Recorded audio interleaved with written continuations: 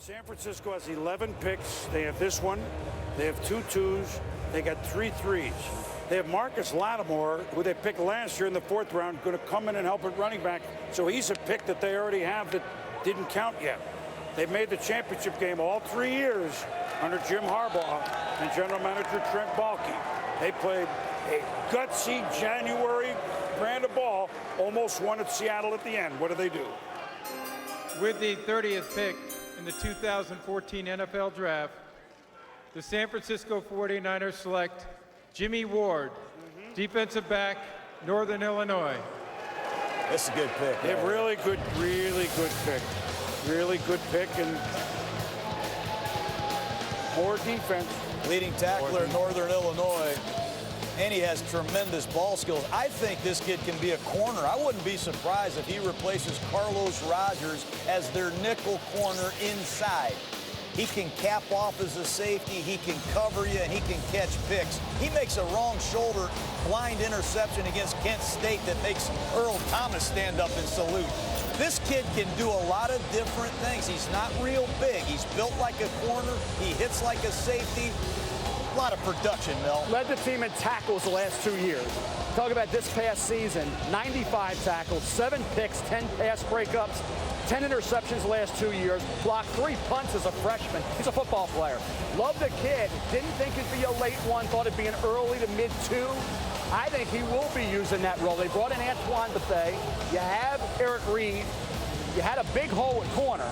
I agree with you, John. At 5'10 and a half, 193 pounds, he looks more like a corner. He plays more like a corner. Great hands for the interception. Wow. Defensive back, Northern Illinois. Wow. Jimmie Ward is one of my favorite players, but I didn't see him going to the 2nd or perhaps the 3rd round. Now this guy, he's only 5'10 and a half, 193. He's got the skill set to play free safety, drop down on a slot, and play man coverage. So he's a true free safety. The concern is his frame. He's got a slight frame. Durability's an issue, but he has answered the bell, man, every game in college. Well, you remember last year, you know, they picked a safety, Eric Reed, and that one really worked out. He, out of 11 picks last year, Eric Reed, the safety from LSU, was the only guy that started. And so here they go. They're going to add to that secondary because they've been thinned out a little bit. Yeah, and they signed Antoine Bethea. So, you know, this is a kid that, look at the hit. And again, he's only 190 pounds. He flies around. He fills. He can play strong safety, but I worry about his frame. I worry about him holding up over 16 games. But I love the skill set. I love the ball skills.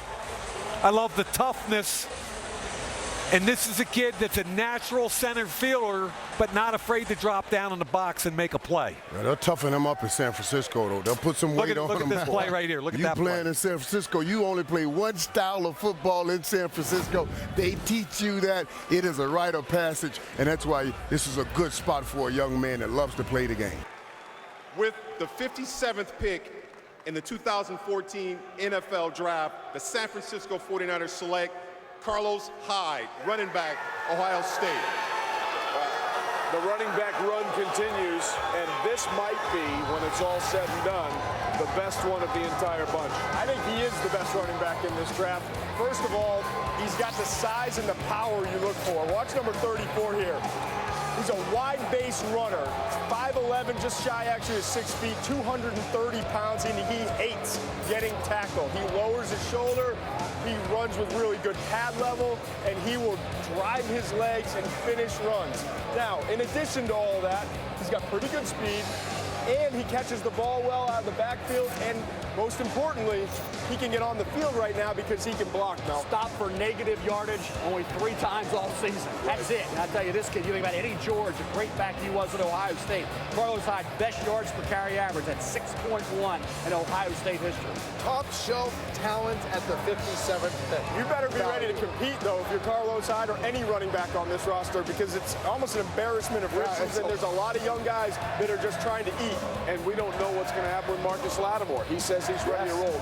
Keep this in mind about Carlos Hyde. It's not how you start, it's how you finish. In the last 9 games, 7 8.3 yards per carry and ran for at least 100 yards in the final 9 games of the Buckeyes regular season.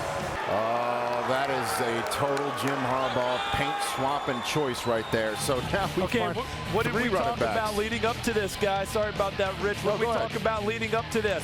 That the 49ers are going to start thinking about a running back, and Carlos Hyde is that guy because they like to bludgeon people running the football, and that's what this big fella does. And look at the comparison. Arian Foster, big guy, light on his feet, can catch the football in the backfield as well.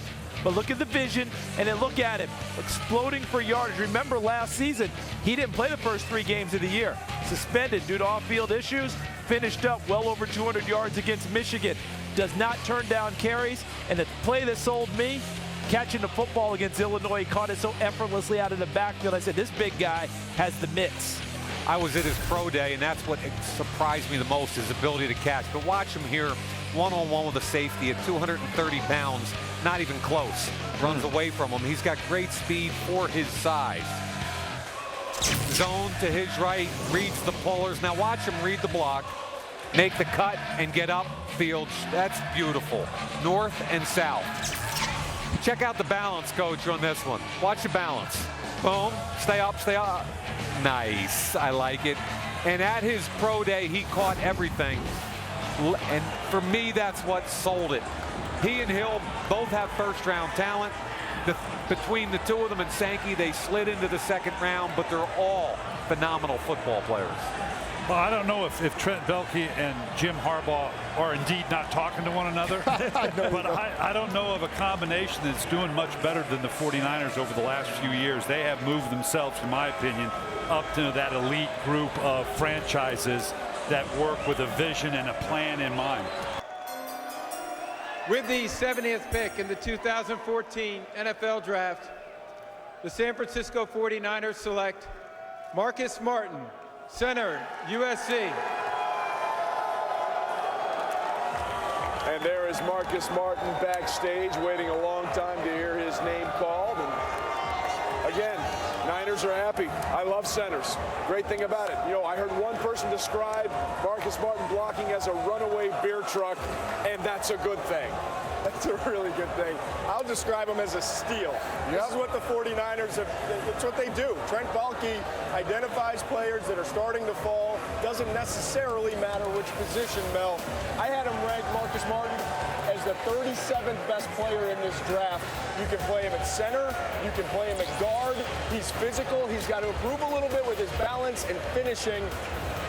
But he's close to a complete product, and I think you get him on the field right away if you want to, if you're the 49ers. True freshman, 2011, starts 10 games at guard. Sophomore year, starts 10 more games at guard, then moves to center, replaces Fled Holmes, starts 13 games, had the knee injury against UCLA, missed their bowl game against Fresno State. This is a kid for the 49ers with center maybe being an issue, the ability to play guard. That's a swingman type inside along the interior that really will be a valuable asset to the offensive line of the 49ers. Again, I love centers, and a reason why this is a great pick, Trent, potentially for the Niners. Last year, center Jonathan Goodwin not on the team, still a free agent. Mike Iupati, along with Navarro Bowman, injured himself in that NFC Championship game. We don't know where they stand in his recovery. There are some issues that they have to deal with up front. The acquisition of talent, the development of talent. That's what this business is all about. Trent Baalke gets it. Agreed. Not only is it the best available and an incredible value at this spot, it's also a system fit, position of need. I mean, this goes down as one of the better picks of the entire draft for a team that's this close to making a run at the Super Bowl. Well, think about their 3 picks. Jimmie Ward, who's a playmaker, comes away with interceptions, can play that slot corner Immediately role. in the slot. And then you think about what they did after that. Carlos Hyde, powerhouse, complete back, and now you get a guy who can play center guard at that level in the Pac-12 like Marcus Martin did. They have nailed it so far. Hey, listen, if there's problems between Trent Baalke and Jim Harbaugh, every team should have these problems. If they're going to draft this well and get these players probably well past where they should have been taken, San Francisco doing a very good job. And there you have it. The green room is now finally empty. Congratulations to Marcus Martin. He's a 49er, and again, good things have been coming to those who have been waiting the longest tonight. Isn't that the case? And I have to tell you, people think, you know, how long he had to wait there, but he was always going to be a second or third round pick. They're not all invited that are just first round picks. This kid was the #1 center on my board. DJ liked Richburg, who went ahead of him. I think this is a big-bodied kid that can play. I think he can play guard, and he fits exactly what San Francisco is, which is a big, powerful, downhill, run the football right up your butt team, and that's who he is. Remember, he's a one-year center, too. Remember, he started his career at USC, played guard the first couple of seasons before flipping over to center this year, so he's got a little more upside. Well, he's going to get after Daniel Kilgore, who's their existing center right now. Let's take a look at Marcus Martin. As Charles said, first year as a center. I like the wide base. Heavy, heavy hands. Coach calls it the 6-inch punch. He can bend. Despite his girth, he's a natural bender. Watch him locate the linebacker. Snap, get your head up, sees him, walls them off, no problem. Let's see if he can get out there and hook. Look at him drive the hips across and get leverage. And finally, run block. Watch him finish. I really like this young man, and I think he's in the right spot. Melissa, I love him with San Francisco. Well, Mike, we're going to hear how he feels about it. He wore the right tie, though. We should say that. Did you know you were going to the 49ers? I did not. I was just patiently waiting in the green room, and, you know, Coach called me and said I was a part of the 49ers, and I'm just proud to represent the organization. Well, the outfit works. All right, so you are staying in the state of California. Yes. Your family must be so excited. They don't have to travel far. Yeah, everybody's ecstatic, man, and I'm just blessed for this opportunity. I thank God, thank everybody back home in Crenshaw, California, and I want to thank everybody at USC.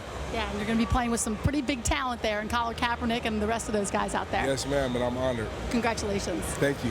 Rich, back to you. And congratulations is in order, no doubt about that. That's the first of 4 third-round selections by the 49ers that are coming up tonight. Don't be mistaken. This is Jim Harbaugh in the inimitable way that he can, with Carlos Hyde and now Marcus Martin saying, we're running the counter, we're running the load, we don't care if you know. Here it comes. You know what the beauty is the rest of the league is on defense is getting smaller and quicker because of all the spread offenses. And Seattle and San Francisco just getting bigger and bigger on offense. It's really funny. Tight ends, tackles, we're killing. And when it gets down to it, it's their advantage. With the 77th pick in the 2014 NFL Draft, the San Francisco 49ers select Chris Borland, linebacker, Wisconsin. That is such a Trent Baalke, Jim Harbaugh selection in a division of hardheads.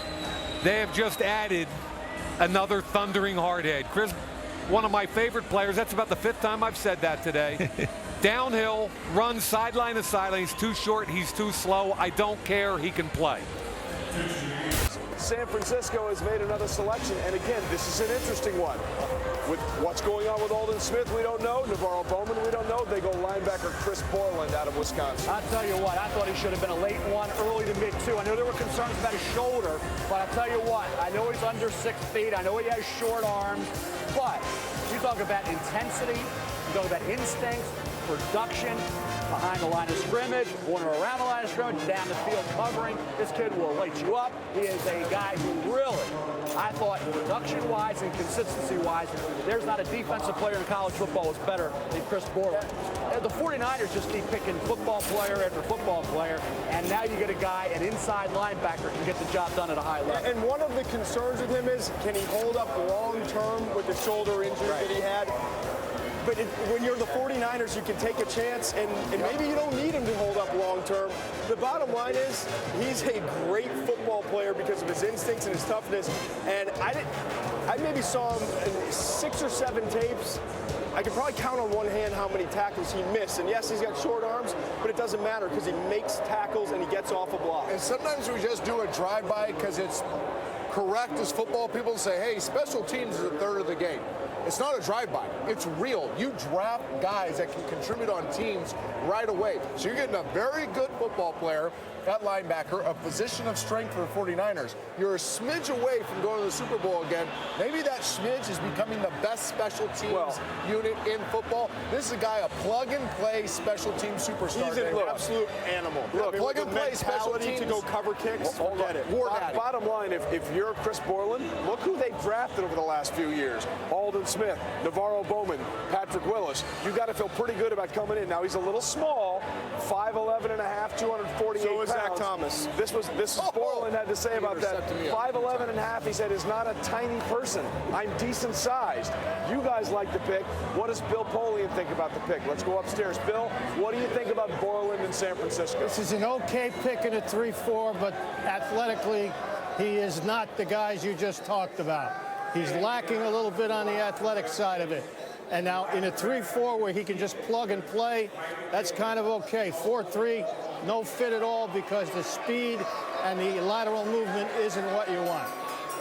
All right, Bill, thanks. Guys, what do you think about what Polian just said? The 49ers run a 3-4, for one, and you don't have to be the most gifted athlete to be a banshee in special teams. So I respect Bill Polian as much as anybody in the business. From a talent evaluator, this is a great fit for the 49ers. All right, so we're down to the last selection of the night. It's the San Francisco 49ers, a compensatory selection for the loss of, 5 players, including Ted Ginn, Deshaun Golson. It's interesting you're talking about an injury, redshirt. You know, Marcus Lattimore is clearly one of them. We'll see if he's going to be able to play some football this year for San Francisco, which already went ahead and chose Carlos Hyde at the position. Already have the inconvenient truth. Frank Gore back there, part of a running back core. What do you think, Mike? It's interesting they brought up the name down in our pit of Brandon Thomas, because on my top 100 board, I put Brandon Thomas at 100, thinking he could be a compensatory pick. I think he's a starting guard. If you watch him against Clowney, because he was a left tackle at Clemson, if you watch him against Clowney, he looks like a first-round left tackle. Now, teams are going to move him inside. He had that horrific ACL working out for one of the teams a few weeks ago, and I feel badly for him. I'm hoping he goes in the 3rd round. He's just a super kid and a heck of a player. And let's make sure people understand what DJ's saying. When you're as good as the 49ers are and your roster is as deep as it is, you don't want to throw money away signing a bunch of guys that can't make the team. Right. If it's someone that's going to redshirt, so to speak, you're actually with the 100th pick in the 2014 NFL Draft, the San Francisco 49ers select Brandon Thomas, guard, Clemson. And that's exactly what Coach was just talking about. This concludes round 3. Thank you for joining us. We look forward to seeing you in rounds 4 through 7 tomorrow, beginning at 12 noon. Have a good evening. And Brandon Thomas won't count against your roster because he's going to be on the PUP, the PUP list, all year long.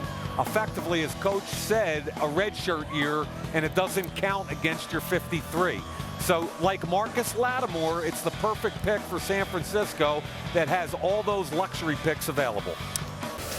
Defense on the day. We'll see if that closes it out. And this closes out San Francisco and the 3rd round with Brandon Thomas out of Clemson. No surprise, this is another great value pick. Now, you have to understand, with Brandon Thomas, he suffered an ACL injury, torn ACL, during pre-draft workouts. It was unfortunate. It happens. Every once in a while you see it. He's going to have to redshirt this year. Where would he have been if he didn't have that ACL injury? Early 2nd round, right. So this really hurt him. It did, but it's 6'3" and change, 317 pounds. He's got longer arms for his frame, over 34-inch arms, 34 3/4. He played left tackle at Clemson. He actually held up very well for the most part against Jadeveon Clowney in his matchup this past year. I think he has a chance to play tackle in the NFL. I think if you bump him into guard, he's going to be really, really good. He moves pretty well, and he is an efficient blocker. He was one of the really rising offensive linemen this past year, and I thought one of the top 6, 7 offensive tackle, maybe conversion guys to guard before that injury. This is just like San Fran. Yeah. Last year, Tank Carradine, the running back, they redshirt him. Now they bring in an offensive lineman, redshirt him. It's part of next year's class. Look at what they did, okay? We have some issues at aging running backs. We're going to take a running back. We had to redo our entire secondary. We're going to address the secondary. Questions about our linebackers? We'll take a linebacker, and as you said, Yapati may not be there. The last couple of picks, they beef up the interior of that line. addressing team needs and making sure they are fortified for, as you said, being a smidge away from the Super Bowl a year ago. And being prepared for contracts that are coming up. Right. It's a 30,000-foot view of your organization where you can be a contender every single year. Take a page out of the book of Ozzie Newsome. Well, their pick is in, and on the clock right now are the Oakland Raiders, going to be on the clock coming up next. So the pick is in, Michael. You're raising your folder at me. Ooh, pick me. Yeah, that's right. I get anxious. You know, there's all the stuff about Trent Baalke and Jim Harbaugh, whether they like each other or not, and I really have no idea, and I don't care. What I do know is that philosophically, they're joined at the hip. When you look at a San Francisco 49ers draft, you understand what they're doing and why. I look down the list. Jimmie Ward, safety and nickel, tough guy, will play special teams. How about Carlos Hyde in the second round, downhill tailback?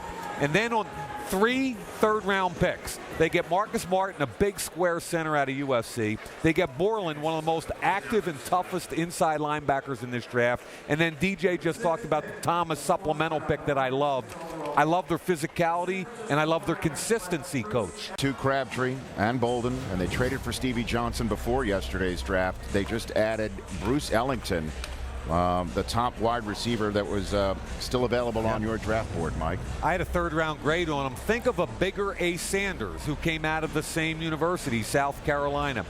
Natural slot receiver, excellent hands, quicker than fast, can help you in the return game, and I like his toughness. So a team that needs some wide receiver depth picks it up, and again, I continue to applaud this draft. And his cousin Andre had a quality rookie season last year for Arizona. So Bruce Ellington is now in the draft. Go ahead. I got the San Francisco 49ers. Amazing draft. They just selected Bruce Ellington from South Carolina. Todd and I have been saying he's the best player on the board. I thought he was the best player on the board midway through the previous round. Look at Mel, and just the 49ers in a different direction. Unbelievable. Keep going. No. It's your show, baby. Keep going. The only player in the top 60 that was available coming into today. Preach, Mel. And Ellington, we talked the point guard for 3 years in South Carolina, still developing. And I think he's got explosive qualities with the instant acceleration, also great route running skills and very solid hands. I'm surprised he lasted this long, obviously, and I think he's only going to get better in the NFL with more game experience. Ironic. I guess I can't criticize because Terrence West became a Brown because of the move with the 49ers. 49ers, this is the pick from the Cleveland Browns. What are they doing? Well, Terrence West. They wanted to get Terrence West. Now this is a pick they would have had. Bruce Ellington doesn't go to the Cleveland Browns, goes to the San Francisco 49ers. The rich get richer. So go look at the 49ers draft and then add Stevie Johnson into it, which I'm sure Morton Adam will inform us later, basically was a free pick because of what they did in this draft. The pick they gave away to get Stevie Johnson, they've now gotten back. So they've dominated the draft. Pick up Stevie Johnson, who 2 years ago was a top shelf receiver in the National Football League, and already added it to arguably the most talented roster in football. It's kind of a drop the mic walk-off for Trent Baalke right now. Well, he wasn't just a basketball player. As a freshman, he led South Carolina in scoring at just under 13 points per game. But you mentioned it. When you look at this draft, and we all think a couple of teams have done pretty well. Is there a team that has executed a game plan to this point better than San Francisco? The really frustrating thing real quick is St. Louis, they've been exceptional. But then you look at San Francisco and say, oh, they've been just as good, and they're better than us. In the same division. Right. That NFC West is going to be something to watch this year, I tell you. The 49ers have just made their selection. As you can see, they've already gotten 6 players due to having a ton of picks in this draft and moving up and down the draft board. And then after the 49ers, the Patriots are back on it with Denver, who we have not heard since the end of last night, before Seattle goes again. Donte Johnson, defensive back of NC State, is now a San Francisco 49er. And we talked about how the long corners that didn't go yesterday were going to come off the board immediately. This kid can play corner and safety. He's 6'2 plus, over 200 pounds. Now, as a safety, I don't like his tackling skill set. As a corner, it's not bad. It's average. Now, he's long, 6'2½", much more comfortable in press than he is in off. Look at the coverage there, hip to hip. This is now where you can use your length to your advantage. Does a heck of a job there in that coverage again. Donte Johnson with press. Hit the hands. Don't let him in. Fight through that. And that's why he lost them. He backpedaled. He's got to use his hands to be effective with his length at the line of scrimmage. Lets him inside. If you open up that door, and I think he learned a couple lessons there, and I talked to a lot of scouts around the country about this kid, and opinion was heavily divided. Teams either really loved him or really didn't like him at all. It was one or the other. And because of his length and athleticism, the tendency is to say that he's a better athlete than a football player. And that's not what you want to hear. And I think they've got to just develop this kid, because I think there really is some ability there. Yeah, I think he's got to play corner, Mike, when I watch him. He's played both, but you use the phrase eye discipline a lot when you're talking about off corners and safeties. On my notes, I write, this guy takes the cheese every single time. A quarterback looks one way, that's where he's going. He lets the ball over his head far too much for my liking. Did have some tipped interceptions that came his way, but I think he's more of a developmental corner than a safety. That's interesting, because when I evaluate him, I like him better at safety.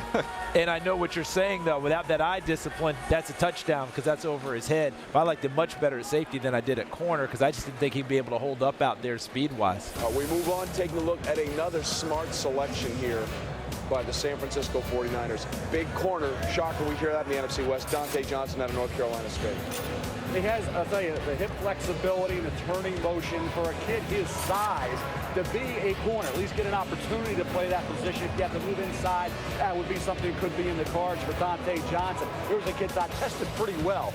You look at his size, his speed, his athleticism. Can he be a corner at the pro level? I think he's got a chance if used properly. I think the bottom line is he's got to continue to improve his press technique. But when you look at him, he's going to support the run. He's strong in the upper body. He does a nice job when you look at him in terms of his instincts. I think he reads receivers really well with their routes. I think he reads quarterbacks' eyes well.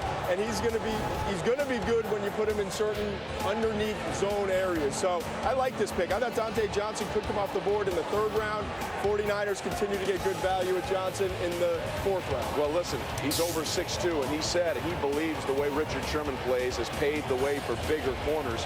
By the way, this is the first North Carolina State player taken in the draft. It is the latest we've had to wait for a member of the Wolfpack to be drafted since 2010. And then there's Aaron Lynch, Mel, the defensive end out of South Florida, started his career at Notre Dame. He started in a big way at Notre Dame, Trey, with Stephon Tuitt and Aaron Lynch. They look like bookends. They look like they're going to be dominant players together throughout their career. Lynch leaves, goes to South Florida. Remember, he had 7 tackles for loss and 5.5 sacks at Notre Dame with 6 starts. This past year, 6 sacks, 12.5 tackles for loss. To me, unimpressive in certain games. Now, the weight situation was a 3-4 defensive end, drop weight to be a 4-3 defensive end in South Florida. I think you look at a guy who now has an opportunity. Is he going to be an outside linebacker, play on his feet some? Will he be a down defensive end? Where's his role? Figure out your weight, maximize your ability. He did not do that at the latter stage of his career. He was blocked rather easily by some tackles, didn't dominate and take over game spots like you really thought he could. There's a lot of intangible issues to work through here, but on his tape, there's still some explosiveness and juice, and he can rush the passer. So I like this pick. You try to develop him. If it doesn't work out, fine, but there's something to work with here. Look at what the Niners are doing. They're loading up on rushers and linebackers in case there's an issue with Aldon Smith, whether NFL related or legally, and Navarro Bowman. Stephon Tuitt went in the 2nd round. When these 2 kids were freshmen, Aaron Lynch was like the equal to Stephon Tuitt. I thought he was better.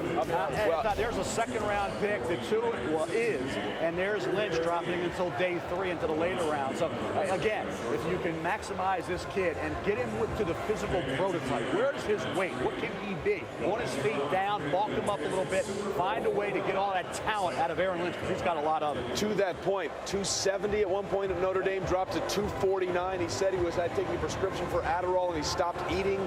That's why the weight dropped. He's put on weight since then. The question is, what position is he going to play and what weight does he want to come in at? But you've seen the flashes from Aaron Lynch, and we'll see if it continues to be a strength draft for the San Francisco 49ers. Yeah, and there's one other guy that just came up on our graphic that I'm really interested in, and it's a value pick. His name's Keith Reaser.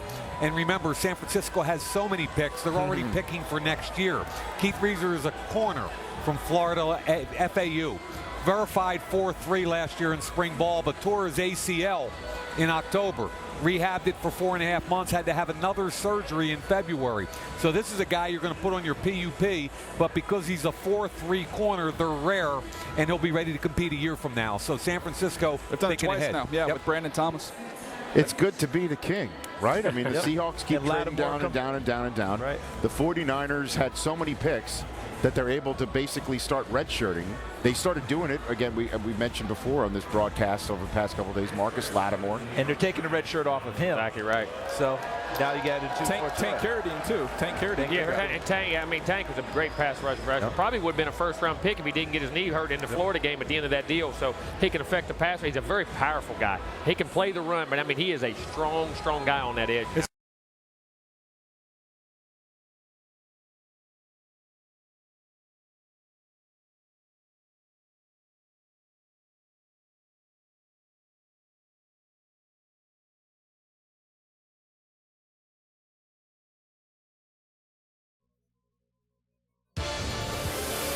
Welcome back as we continue here on the 7th round. Let's get you updated on the last few picks. Defensive tackle Kaleb Ramsey out of Boston College, granted a 6-year of eligibility, Mel, goes to the Niners. It's not a bad pick if this kid can stay on the field. This past year in 10 games, 28 tackles. Just the fact that he was able to stay out there, remain in one piece, was a big accomplishment. You think about a kid 6'3", 293, played in just 4 games combined the previous 2 seasons. I saw a variety of moves with Kaleb Ramsey. Rips, clubs, swim.